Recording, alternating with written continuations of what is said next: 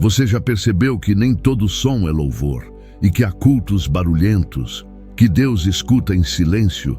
Há momentos em que a música é alta, o coral canta afinado, as mãos se erguem e ainda assim o céu parece fechado. A alma canta, mas Deus não responde. É duro admitir, mas há cultos que emocionam o homem e enojam o Senhor. E talvez, apenas talvez, o seu seja um deles. Falar isso é como rasgar o próprio peito, porque eu também já estive lá, dentro de um templo cheio, mas com o coração vazio. A bateria vibrava, as luzes dançavam, a multidão gritava glória a Deus, e eu apenas seguia o ritmo. E foi ali, no auge da emoção coletiva, que percebi um silêncio estranho. Não era o silêncio da reverência, era o silêncio da ausência. Era como se Deus tivesse deixado o recinto enquanto todos seguiam cantando para si mesmos. É nesse instante que a promessa se revela. Hoje você vai entender por que Deus pode rejeitar um culto, mesmo quando o nome dele é exaltado. E mais do que isso, vai descobrir o que realmente toca o coração do Altíssimo. Porque o Senhor não mede adoração por decibéis, nem por lágrimas derramadas, mas por corações quebrantados. Jesus já havia avisado: este povo me honra com os lábios, mas o seu coração está longe de mim. Mateus 15:8. A verdade é que aprendemos a teatralizar fé. Decoramos gestos, expressões, repetições piedosas. Mas Deus não assiste teatro. Ele sonda intenções. E quando Ele olha para dentro de nós e vê um coração que canta por costume, que ora por medo, que levanta as mãos apenas por reflexo, o louvor se torna ruído. Enquanto todos pareciam tomados por fervor, eu me peguei perguntando: será que Deus está aqui? Ou apenas o meu ego? O culto é o espelho da alma, e o reflexo nem sempre é bonito. É fácil confundir espiritualidade com empolgação, confundir a presença de Deus com a presença da multidão. Mas há uma diferença brutal entre sentir algo e ser tocado por Deus. Às vezes, a igreja está cheia e o coração está em ruínas. Às vezes a música sobe, mas a adoração não passa do teto. Lembre-se de Caim e Abel. Ambos ofereceram culto, ambos levantaram altares, mas apenas um foi aceito. Gênesis 4:4-5. O problema não estava no ato, mas na motivação. Deus não rejeitou o sacrifício de Caim por causa do formato, mas porque viu o interior. E essa é a parte mais assustadora. Deus não vê como o homem vê. Ele enxerga o invisível, aquilo que tentamos esconder atrás de hinos, orações e sorrisos. Foi então que percebi a diferença entre falar de Deus e falar com Deus. Falar de Deus alimenta o intelecto, falar com Deus expõe a alma. E o culto verdadeiro começa quando o disfarce cai, quando não há mais máscaras de santidade, nem personagens de igreja, apenas um pecador nu diante da graça. A virada veio como um soco. Você canta sobre entrega, mas não se entrega. Pede perdão, mas não perdoa. Ora por avivamento, mas não se arrepende. Aquelas palavras ecoaram na minha mente como um veredito. E entendi. Deus não está em busca de plateias emocionadas, mas de corações quebrados. Isaías 29:13 descreve o mesmo cenário. Este povo se aproxima de mim com a boca e me honra com os lábios, mas o seu coração está longe de mim. O profeta não falava de ateus, mas de religiosos. Gente que aprendeu a servir sem amar, a louvar sem obedecer. Gente como eu. Foi ali, no meio da multidão, que o Espírito me confrontou. Você veio me adorar ou me usar? O chão pareceu sumir. Eu percebi que por muito tempo meu culto era uma negociação. Eu oferecia canções esperando bênçãos em troca. Era transação, não adoração. Então o silêncio ganhou outro som. Não o da ausência, mas o da consciência. E quando parei de cantar apenas para sentir algo, comecei a ouvir algo. A voz de Deus sussurrando entre os ruídos. Não quero o teu barulho, quero o teu coração. Foi nesse instante que percebi que o verdadeiro culto não começa quando o teclado toca. Começa quando o coração se cala, porque só no silêncio da alma Deus fala. E às vezes Ele precisa calar a música para ouvir o que está em nós. O culto que agrada a Deus não é aquele que emociona o público, mas o que move o céu. E o céu só se move quando há verdade. Às vezes, o maior engano não é adorar o Deus errado, é adorar o Deus certo pelos motivos errados. Quantas vezes você já se ajoelhou não por quebrantamento, mas por culpa? Quantas vezes levantou as mãos não por gratidão, mas por aparência? A verdade é dura, o coração pode estar no templo, mas o foco em si mesmo. Lembro do dia em que percebi isso em mim. O culto havia terminado e enquanto todos se abraçavam dizendo, Deus foi lindo hoje, eu me peguei pensando, será que fui notado? Não se tratava mais de Deus, mas de aprovação. A voz que antes louvava passou a disputar aplausos invisíveis. A oração virou discurso e o altar um espelho. A Bíblia é clara sobre isso. Em Jeremias 17:10, o Senhor diz, eu, o Senhor, esquadrinho o coração, eu provo os pensamentos, e isso para dar a cada um segundo o seu proceder. Ele não se impressiona com palavras bonitas, com mãos erguidas, nem com lágrimas calculadas. Ele vai direto ao motivo, porque Deus não aceita um culto que nasce da vaidade, do interesse ou da autopromoção. E é exatamente aí que o espelho se torna perigoso. Ele revela o que a plateia não vê. No começo, a gente disfarça, justifica dizendo que quer servir, que é para Deus. Mas se o brilho dos holofotes alimenta mais que o prazer da obediência, já perdemos. O inimigo sabe disso.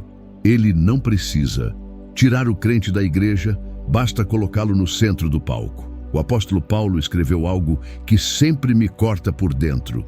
Quer comais, quer bebais, ou façais qualquer outra coisa, fazei tudo para a glória de Deus. 1 Coríntios 10:31.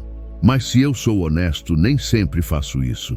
Muitas vezes faço para ser visto, para provar algo, para aliviar a consciência.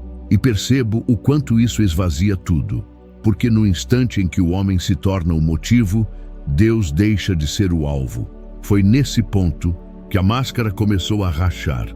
Eu ainda estava ali, cantando hinos, lendo versículos, mas algo dentro gritava, para quem você está fazendo isso? E é aí que a fé vira ensaio. O culto vira rotina.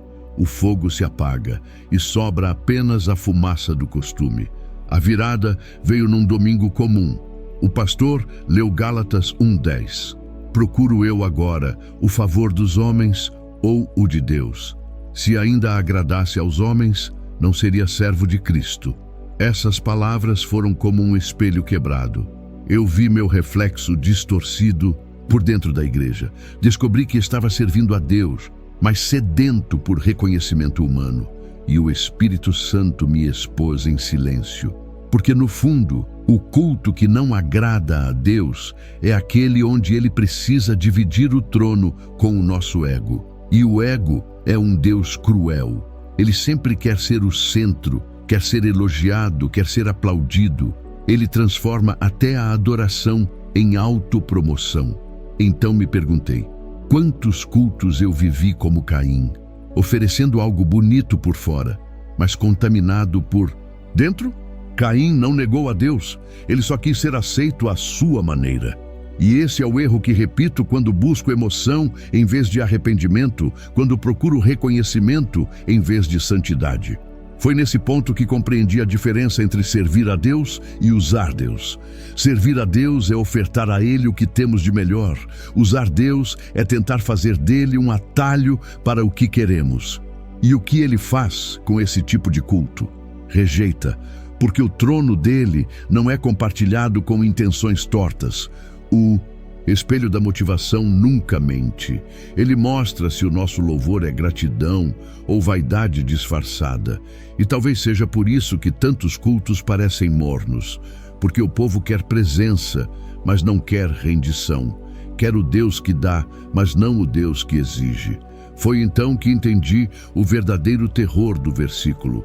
Deus resiste aos soberbos, mas dá graça aos humildes. Tiago 4,6. Resiste. Não ignora, não tolera, resiste. Ou seja, se o culto é orgulho, Deus se opõe. Ele não está presente, ele está em contra. Essa consciência pesa, mas também liberta, porque o mesmo Deus que expõe a falsidade da minha motivação é o que me chama de volta para um altar limpo. E nesse altar, a glória é dele. Não minha, não da igreja, não da música, só dele. O espelho da motivação não existe para humilhar o crente, mas para purificá-lo. Porque no fim, o culto não revela Deus ao homem, revela o homem diante de Deus. E é nesse reflexo doloroso que o verdadeiro arrependimento começa. O trono nunca fica vazio. Se Deus não está sentado nele, alguém estará. E quase sempre esse alguém somos nós. O problema do culto moderno não é a ausência de Deus, mas a presença exagerada do homem. O altar virou palco, o púlpito virou vitrine, e a glória, que antes subia, agora gira em torno de quem a pronuncia. Perceba a sutileza disso. A intenção parece santa, mas o coração não é. Tudo começa com um pequeno desvio. Um louvor pensado para comover, uma palavra moldada para impressionar, uma luz acesa para emocionar e, de repente, Deus vira o convidado de honra num espetáculo humano. Mas Deus não assiste shows, ele governa reinos, e se o culto é palco, ele não entra. Certa vez, durante um culto especial, o pregador falava mais de si do que da cruz. Contava suas viagens, seus feitos, suas vitórias, e o povo aplaudia como quem assiste a uma biografia triunfal. Eu também bati palmas, mas no meio dos aplausos senti algo gelar por dentro. Era como se uma voz dissesse: estão pregando sobre mim, mas o nome citado não é o meu. E foi ali que compreendi o que significa não terás outros deuses diante de mim. Êxodo 23. O mandamento não fala apenas de estátuas e imagens. Ele fala de tudo que toma o lugar de Deus, inclusive nós mesmos. Idolatria não é apenas ajoelhar-se diante de pedra, é se colocar no centro daquilo que deveria girar em torno do Criador. Quando percebi o que realmente estava acontecendo dentro da igreja e pior, dentro de mim, o culto já não era sobre adorar, era sobre ser visto, adorando. O aplauso tinha se tornado a nova unção, o elogio, o novo amém, e o Espírito Santo, apenas um coadjuvante silencioso. Romanos 1:25 explica com precisão cirúrgica. Trocaram a verdade de Deus pela mentira e adoraram e serviram a criatura em lugar do Criador. Não é preciso deixar a fé para atrair Deus, basta colocá-la a serviço do nosso ego. E o ego é o Deus mais disfarçado que existe. Ele ora, canta, prega e até chora, mas tudo em nome próprio. A imagem que me veio foi brutal. Um trono dourado no centro da igreja. As pessoas se revezavam nele. O pregador, o cantor, o ministério, o público. Cada um sentava um pouco, recebia sua dose de aplausos e depois saía satisfeito. E o trono, onde só Deus deveria habitar, tornava-se um assento rotativo de vaidades. Mas então, uma pergunta atravessou o ar. E se o culto não fosse sobre nós? E se ninguém te visse, te ouvisse ou te aplaudisse, você ainda adoraria? O silêncio foi mais constrangedor que qualquer resposta. Porque no fundo, essa pergunta desnuda todos nós. Adorar sem recompensa expõe quem realmente está sentado no trono. Foi quando entendi o perigo do culto antropocêntrico. Ele soa piedoso, mas é envenenado. É o tipo de adoração que fala de Deus enquanto rouba sua glória. E Deus não divide sua glória com ninguém. Isaías 42:8. Ele até pode perdoar um coração frio, mas jamais partilha o trono. Pense nisso. Satanás caiu por tentar fazer o que muitos tentam no altar, tomar para si a glória que pertence ao Altíssimo. O céu não suporta dois tronos, e se no seu culto Deus precisa disputar espaço com o seu ego, o Espírito Santo já foi embora há muito tempo. Foi nessa percepção amarga que chorei.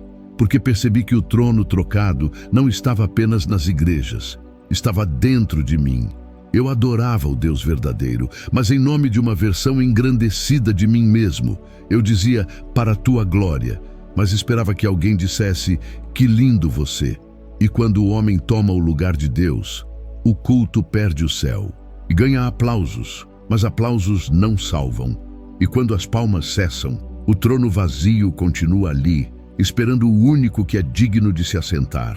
Então orei, Senhor, destrona o meu eu, tira-me do centro e volta a ocupar o teu lugar. E pela primeira vez em muito tempo, senti o peso da presença. Não a presença que arrepia, mas a que quebra. Porque o culto só volta a ser de Deus quando o homem sai do trono. O culto é o ponto de encontro entre o céu e a terra. E justamente por isso, é também o lugar onde o profano mais tenta entrar disfarçado de luz. Por trás de cada inovação inofensiva, de cada adição criativa, há sempre o risco de uma corrupção sutil, a tentativa humana de melhorar aquilo que Deus já havia declarado perfeito. Eu lembro da primeira vez que ouvi alguém dizer, Deus não se importa com a forma, o importante é a intenção. Na hora, pareceu bonito, libertador até.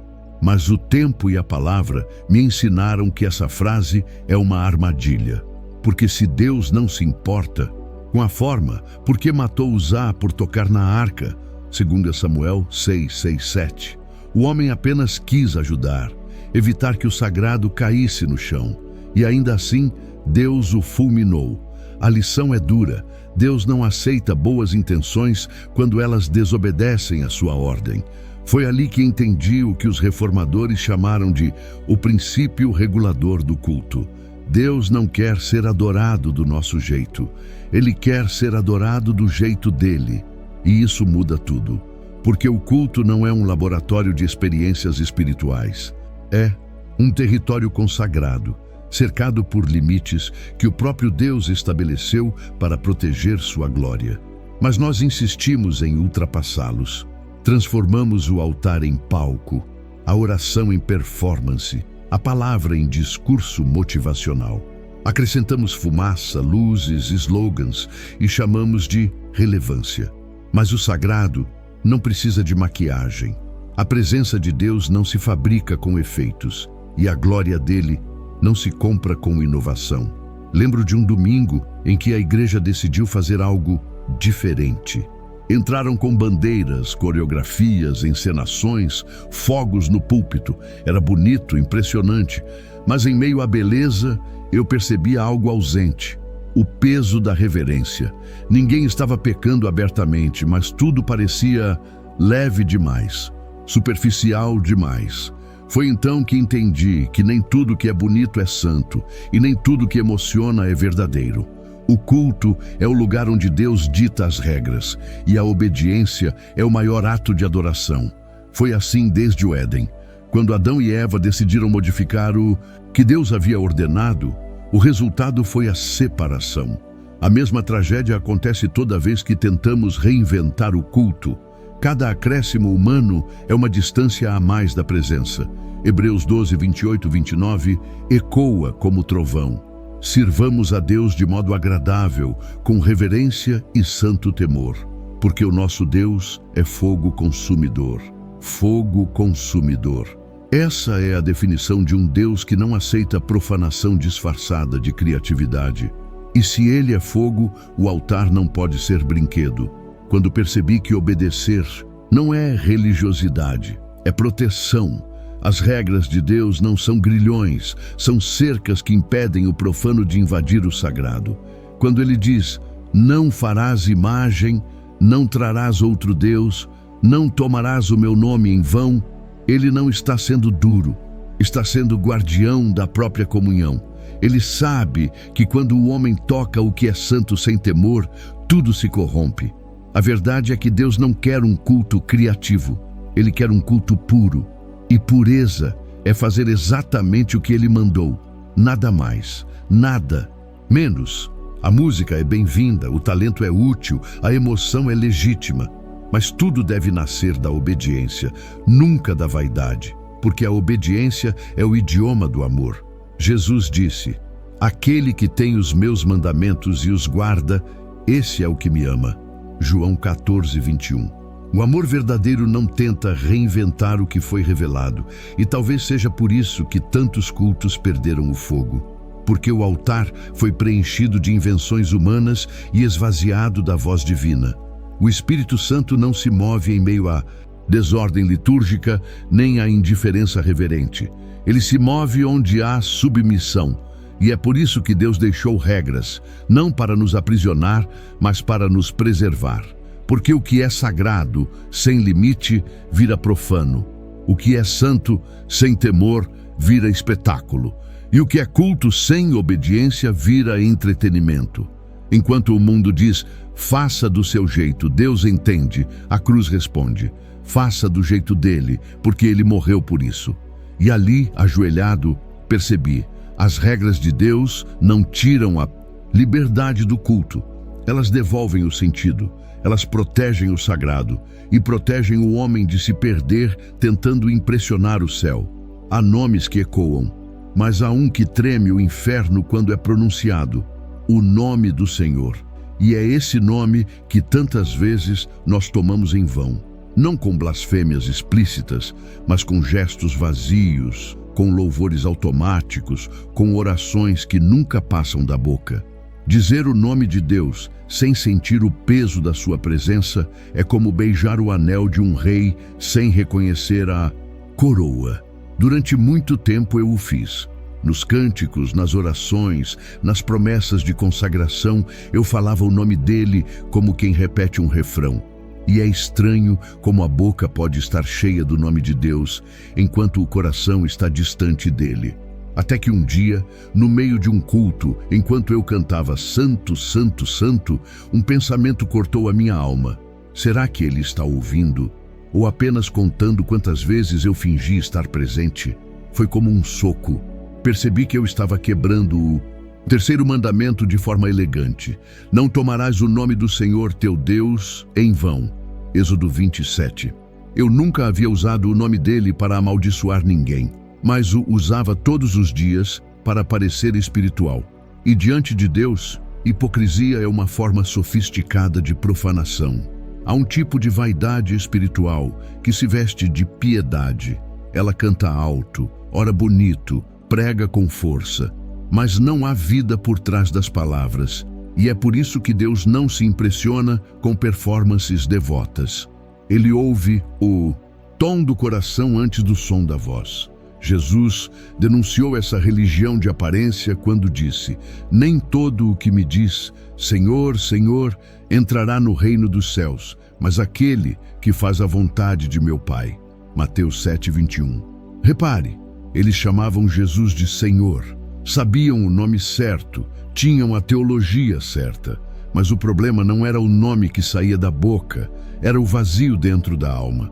Comecei então a lembrar das vezes em que fiz votos no altar e quebrei, das vezes em que disse Deus é fiel, enquanto eu mesmo não era, das orações que pronunciei sem fé, das promessas que fiz sem intenção.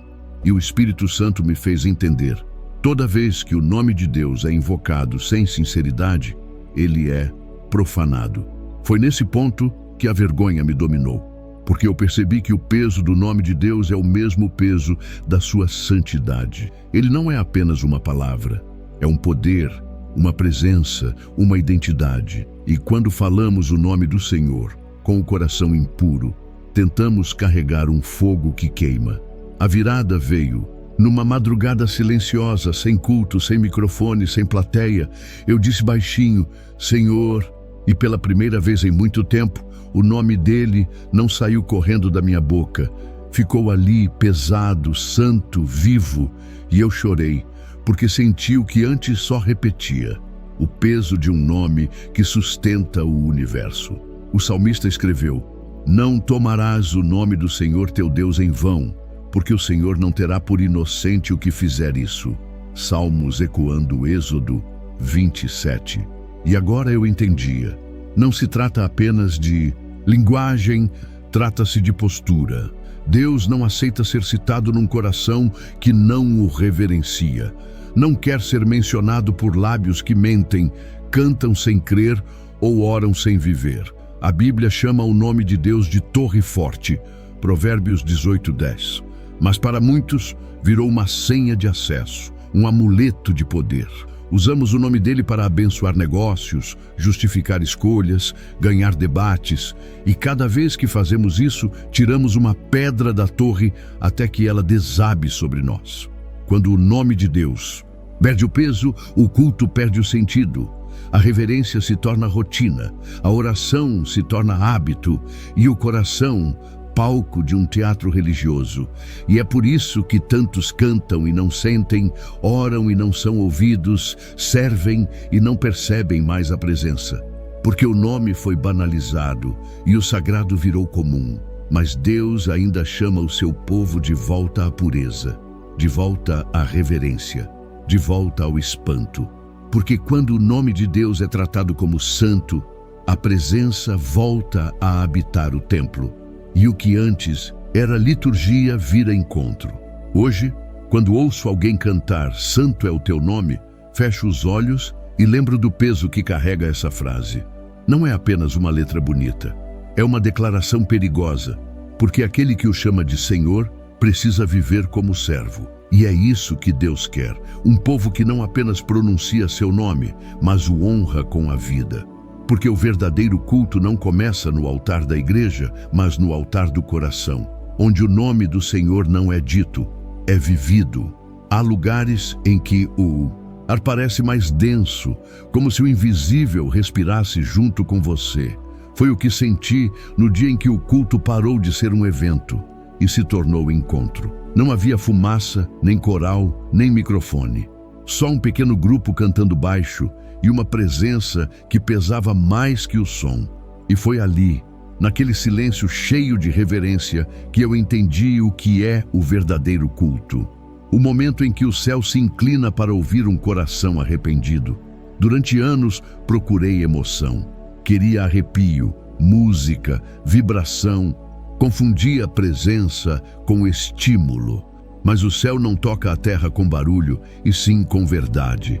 E a verdade é que muitas vezes o que chamamos de culto é apenas entretenimento religioso embalado por espiritualidade artificial. Não é sobre o quanto a música nos move, mas sobre o quanto o coração se dobra.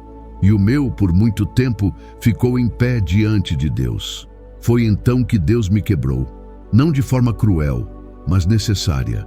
Eu estava diante do altar quando a pregação citou João 4:23.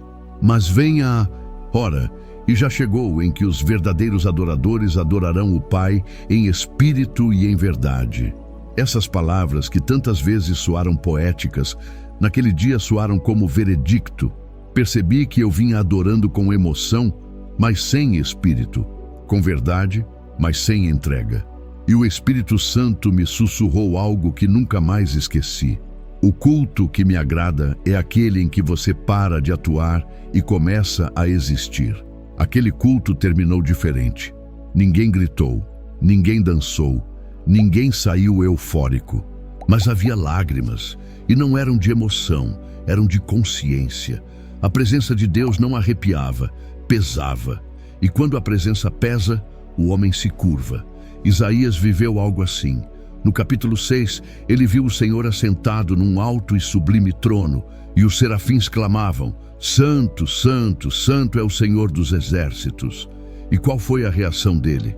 Não foi dançar, nem cantar mais alto. Foi cair em si e dizer: Ai de mim, que sou homem de lábios impuros, porque quando o céu toca a terra, o primeiro som não é de alegria, é de arrependimento. O verdadeiro culto sempre começa com essa colisão, o peso da glória de Deus contra a fragilidade do homem.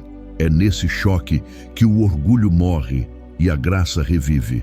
Porque a adoração real não é um espetáculo que sobe, é um sacrifício que desce. É o Espírito queimando o que não presta e revelando o que é puro. É o altar deixando de ser móvel e voltando a ser fogo. Quando percebi que o céu não busca estrutura, busca sinceridade. Não importa se a orquestra ou apenas um sussurro. O que importa é se há entrega. E quando há, algo muda na atmosfera. As canções deixam de ser sons e viram confissões. A pregação deixa de ser discurso e vira espada.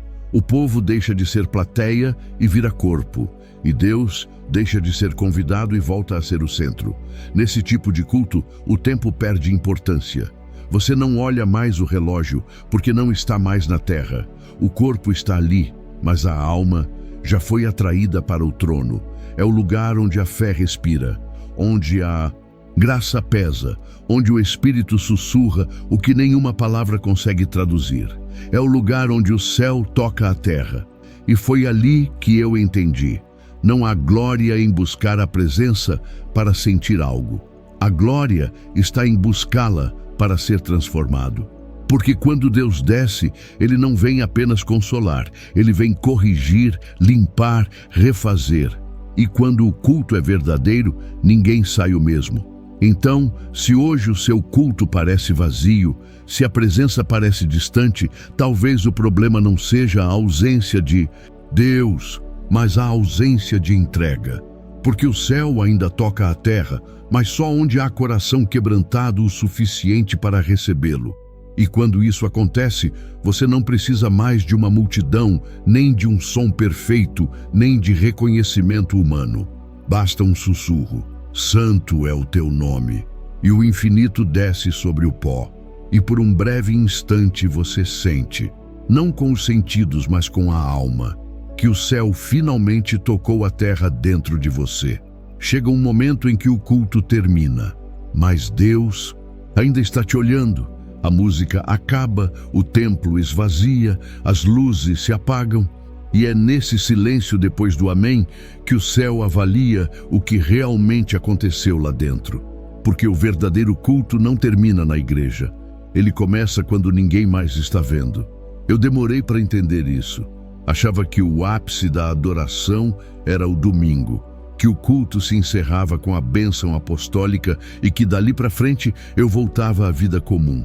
Mas o Espírito me mostrou algo terrível e libertador ao mesmo tempo. O culto que agrada a Deus não é o que termina com aplausos, é o que continua quando o microfone é desligado.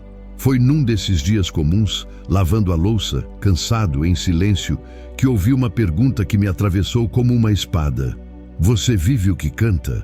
Não era culpa, era um convite, porque Deus não se alimenta de palavras, Ele se move por coerência. É aqui que tudo se resume. O culto que Deus aceita é aquele que sai do templo e invade o cotidiano. Adorar é mais do que erguer as mãos. É usar as mesmas mãos para perdoar, servir, amar, obedecer. A fé que só existe no domingo é religião. A que continua na segunda é relacionamento. O apóstolo Paulo escreveu: Rogo-vos, pois, irmãos, pelas misericórdias de Deus, que apresenteis os vossos corpos como sacrifício vivo, santo e agradável a Deus, que é o vosso culto racional. Romanos 12:1. Um sacrifício vivo. Essa é a expressão que muda tudo. Deus não quer mais sangue de cordeiros, quer carne e osso de obediência, quer vidas entregues, não agendas religiosas. Foi então que percebi que não adianta cantar, seja feita a tua vontade, se no dia a dia eu só faço a minha. Não adianta orar, usa-me, Senhor, se o coração ainda negocia com o pecado. Deus não é tocado por intenções, Ele é movido por decisões. A virada veio num culto simples, sem banda, sem holofotes. O pastor disse: o culto não é um lugar, é um modo de viver. E aquelas palavras queimaram dentro de mim, porque se o culto é um modo de viver, então cada gesto é um altar, cada perdão é um hino, cada renúncia é uma oferta, e cada lágrima sincera é incenso subindo. O culto verdadeiro não se encerra, ele se espalha. Ele vai com você para o trabalho, para o trânsito, para casa, para a dor. Ele aparece quando você escolhe a verdade ao invés da conveniência, a humildade ao invés do orgulho, o silêncio ao invés da vingança. E é ali, no secreto, quando ninguém vê, que o céu volta a descer. mas toda verdade exige uma resposta. E talvez hoje Deus esteja te pedindo algo simples, mas definitivo.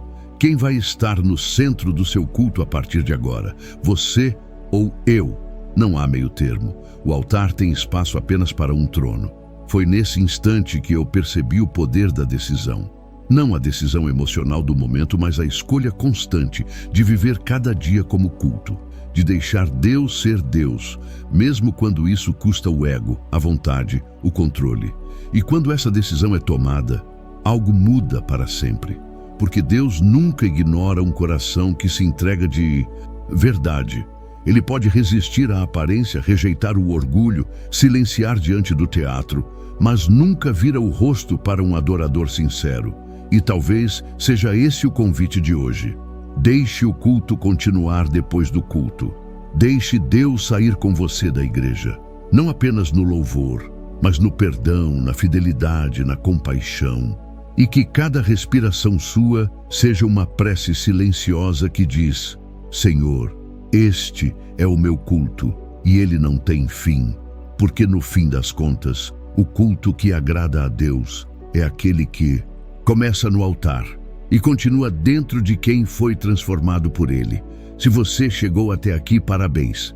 Poucos permanecem até o fim quando o tema é confronto espiritual, arrependimento e verdade.